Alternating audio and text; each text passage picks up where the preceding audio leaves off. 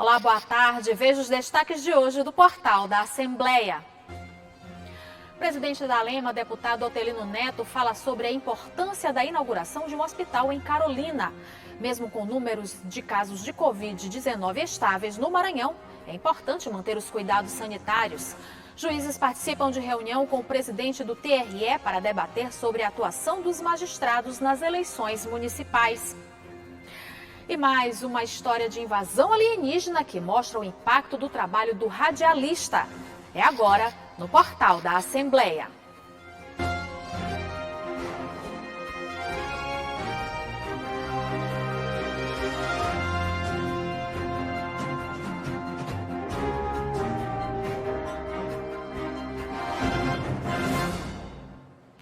O governo do estado inaugurou o hospital no município de Carolina, região sul do Maranhão.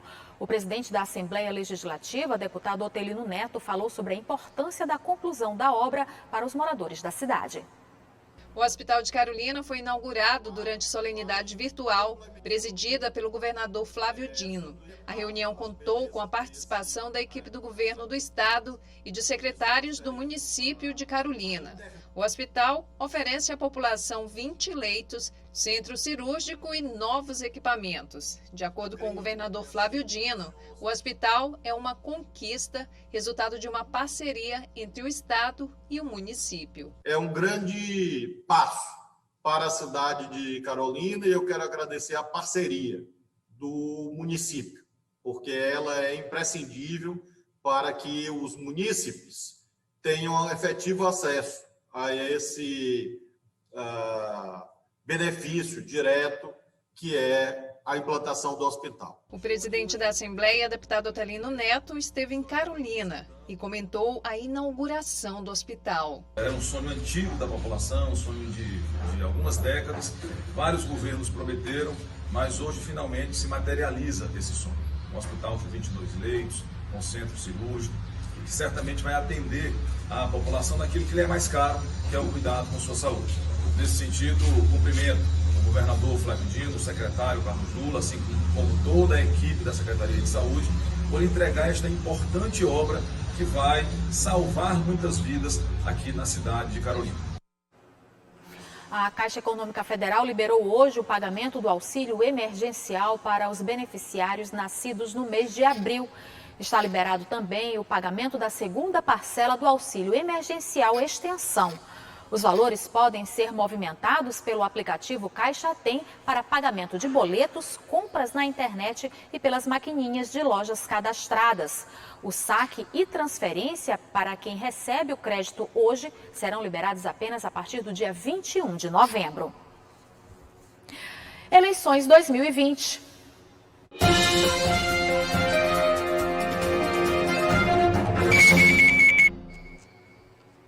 O presidente do Tribunal Regional Eleitoral se reuniu com juízes eleitorais para alinhar ações que serão desenvolvidas para as eleições municipais. Essa foi a última reunião antes do pleito do dia 15 de novembro. A menos de 10 dias das eleições, o Tribunal Regional Eleitoral do Maranhão reuniu juízes eleitorais para os últimos alinhamentos antes do dia da votação, que acontece em 15 de novembro.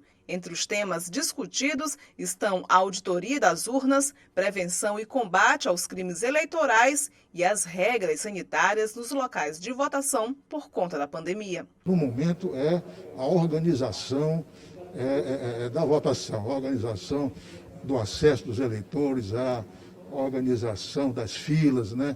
Exatamente para a questão dessa segurança, a questão dos cuidados na hora de votar, disponibilizar a questão do gel para que o eleitor possa higienizar suas mãos. Para se ter uma ideia, nós vamos disponibilizar gel para o eleitor higienizar a mão pelo menos 2 vezes dentro da sessão, se empenhar bastante para evitar aglomerações. 31 juízes das juntas especiais participaram do encontro presencial.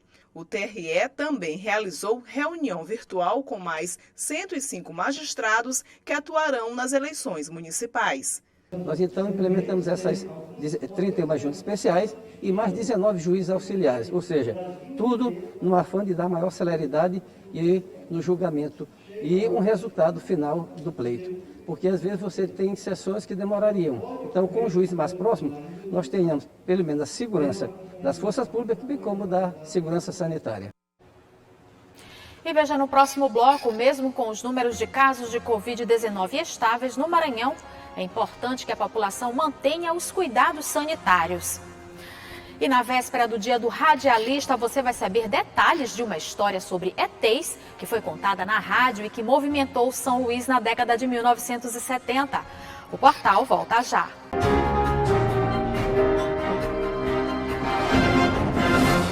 De acordo com a Secretaria de Estado da Saúde, atualmente quase 187 mil casos de Covid-19 foram confirmados no Maranhão e mais de 4 mil mortes foram registradas.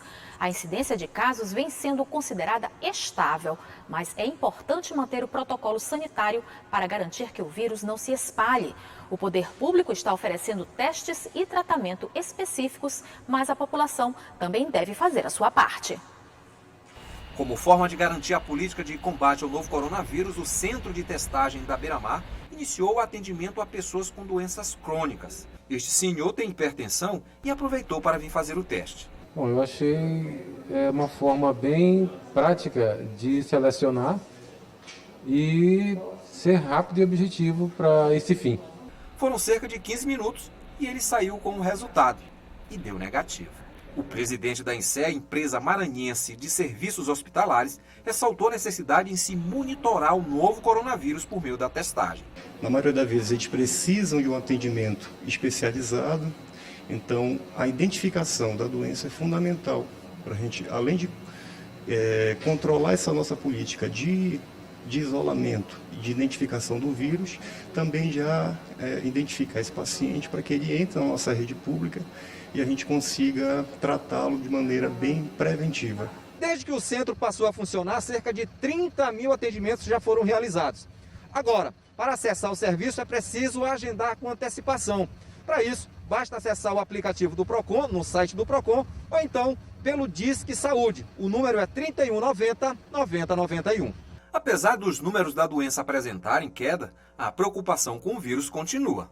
Mas o que tem se visto com a reabertura de alguns setores é que o fluxo de pessoas nas ruas aumentou e tem gente diminuindo os cuidados e até aglomerações podem ser vistas. Mas boa parte da população ainda teme o vírus e não aprova as aglomerações. Aglomeração não pode, agora no ar livre eu só uso quando está no lugar aglomerado. Devia ter mais precaução. Tem muitos que eu vejo se tocando em bar, bebendo. Isso é arriscado. E mesmo com a iniciativa do poder público no combate ao vírus, é importante que as pessoas também tenham consciência e façam sua parte. É preciso manter ainda um isolamento, é preciso manter uma responsabilidade, principalmente com o uso de máscara, porque a doença ainda circula. E a gente, pela nossa experiência, viu que quanto mais a doença circular, mais a capacidade de propagação e atingimento, principalmente daquelas pessoas que são mais vulneráveis. Então, responsabilidade individual para a gente ter um ganho coletivo. De acordo com os dados divulgados pela Secretaria de Estado de Meio Ambiente e Recursos Naturais, dos 22 pontos da orla da região metropolitana, 18 já são considerados próprios para o banho.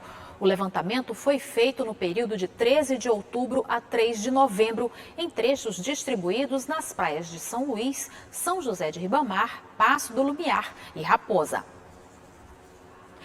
Amanhã, dia 7 de novembro, é o dia do radialista, o profissional que usa a voz para levar notícias e entretenimento aos ouvintes de todos os cantos do mundo. O radialista tem o dom de falar com o espectador, aguçando a imaginação para dar veracidade aos fatos. E para homenagear esses profissionais, você vai ver agora uma reportagem especial que mostra como o poder do rádio transformou uma história de ficção em pânico para moradores de São Luís. A reportagem é de Márcia Carvalho, com imagens de Inaldo Salles e produção de Fábio Cabral e Marise Farias. A possível descoberta de vida em Vênus trouxe à tona uma dúvida antiga da humanidade. Será que existe vida em outro planeta? Não existe, não. Eu acho que não. Acho que eu não tenho conhecimento suficiente de fato, de pesquisas, de algo, para que eu possa ter uma opinião formada que sim ou que não. Parece cena de filme e lembra Orson Welles e a adaptação da obra científica Guerra dos Mundos, de H.G. Wells, para a rádio. A transmissão tratava da chegada de marcianos ao planeta Terra. Mas isso não é coisa apenas de cientista ou de Hollywood. Aqui no Maranhão, a chegada dos supostos marcianos ao Estreito dos Mosquitos também tirou a paz de quem ouviu a rádio.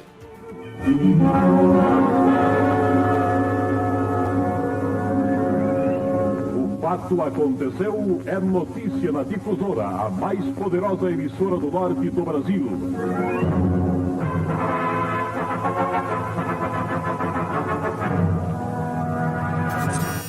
E atenção, atenção, ouvintes. Interrompemos o nosso programa para divulgar essa notícia em caráter extraordinário. Às 5 horas de hoje, hora de Brasília, o professor Faruel do Observatório Monte Palomar informou ter observado várias explosões de gás incandescente em intervalos regulares sobre a superfície de Marte.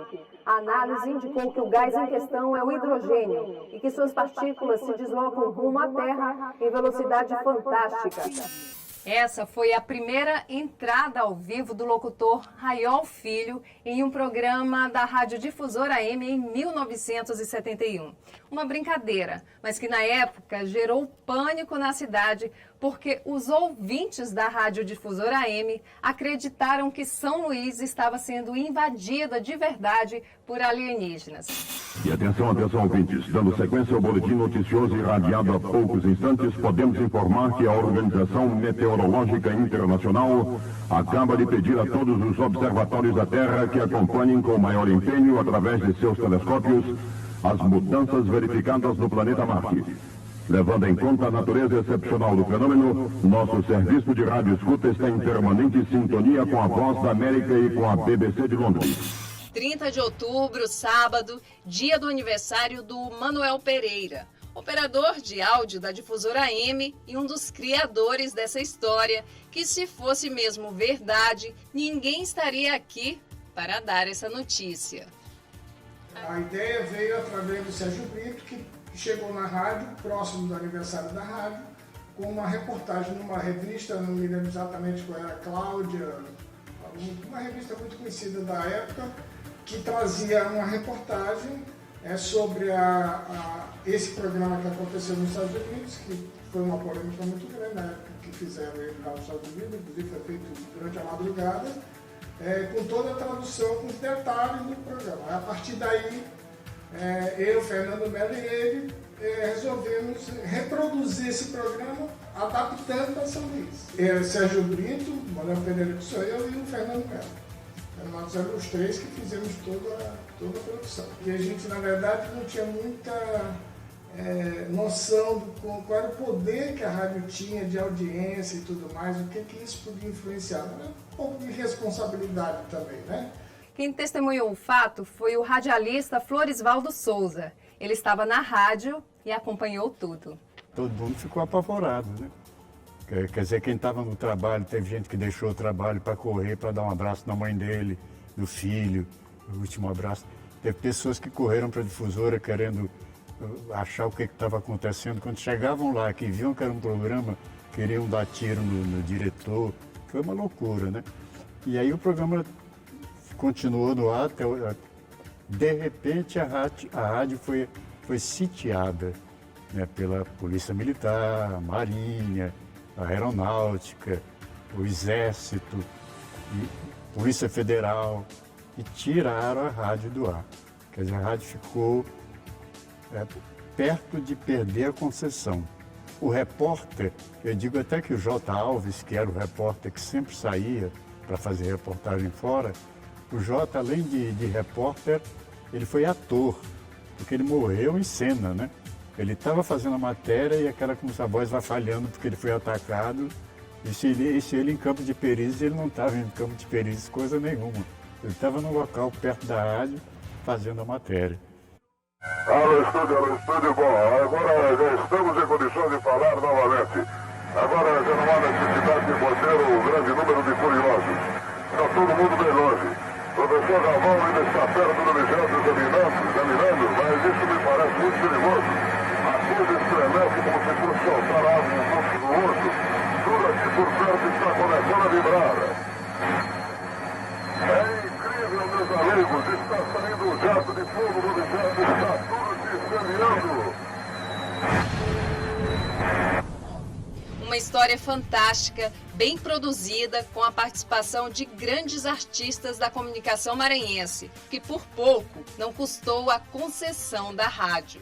Para poder amenizar a coisa, o Elvas Ribeiro conseguiu gravar uma chamada como se ela tivesse ido para o ar véspera, anunciando a partir de amanhã a difusora irá apresentar um programa de ficção científica. E não houve isso. Quando a censura veio, depois do programa que fecharam a rádio passou, rádio e televisão, fecharam os dois. Passou 3 dias fechado e eles veio os censores do Ceará. Aí entra o fato que a lei dizia que se você dissesse uma mentira e desmentisse menos de 24 horas, ou durante o programa, você estaria isento de qualquer penalidade. E daí veio a inserção na fita, programa de ficção, tem um textinho que a gente fez e inseriu em alguns intervalos, alguns buracos que tinham durante a programação, tá? E gravamos isso. Se existe vida em Vênus, a gente ainda não sabe. Mas aqui no Maranhão, essa história de alienígena não passou de uma grande fake news. O Portal da Assembleia fica por aqui. Para rever as reportagens de hoje, acesse o site al.ma.leg.br/tv. Para você, uma ótima tarde. Aproveite seu fim de semana. Até segunda-feira.